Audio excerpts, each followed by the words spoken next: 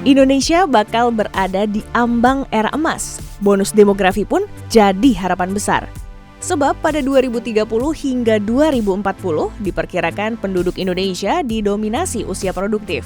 Tentu ini bisa jadi mesin penggerak ekonomi bangsa, asalkan dengan kualitas SDM yang mumpuni. Namun bonus demografi bukan tanpa risiko, karena di balik jumlah usia produktif yang besar, ada bom waktu yang perlahan berdetak. Mereka yang kini produktif, 15 atau 20 tahun lagi akan memasuki lansia. Dan di titik itu, Indonesia akan menjadi negara aging. Sebab pada 2030-an, 14% penduduk Indonesia akan berusia di atas 60 tahun. Ini akan menimbulkan tantangan sosial, di antaranya meningkatnya ketergantungan, minimnya pendapatan, hingga risiko kemiskinan di masa tua. Lantas apa yang bisa dilakukan pemerintah? Ingat tadi ada lansia, jadi UKM juga mungkin perlu menyasar kelompok, tidak hanya kelompok muda tapi juga lansia. Sekali lagi kita nggak akan kaget nanti melihat misalnya di luar sana ada orang-orang tua jual tisu,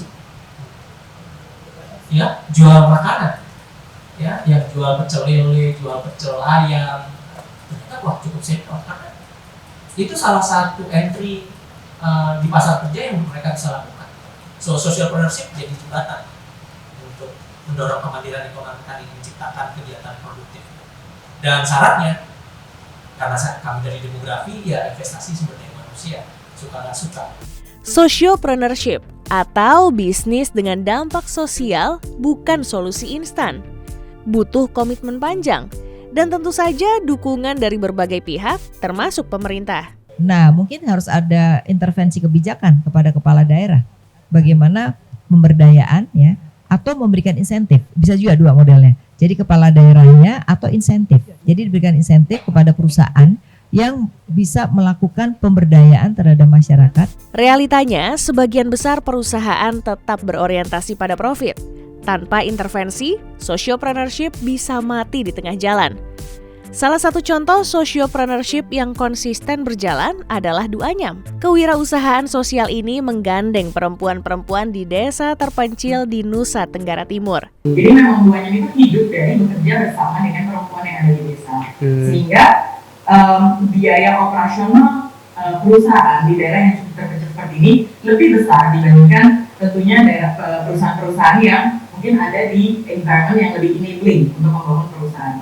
Nah, ini yang mungkin seharusnya bisa dilihat sebagai insentif, apakah dalam bentuk pajak, insentif tertentu lah ya, yang bisa diberikan kepada bukan hanya Duanyam, tetapi secara keseluruhan perusahaan sosial. Karena sekarang secara legal masih sangat persis dengan perusahaan for profit pada umumnya. Masa depan tak hanya soal mereka yang muda dan produktif, tetapi juga mereka yang pernah produktif dan kini menua. Sociopreneurship bisa jadi jembatan agar masa tua bukanlah akhir dari produktivitas, melainkan babak baru yang tetap bermakna.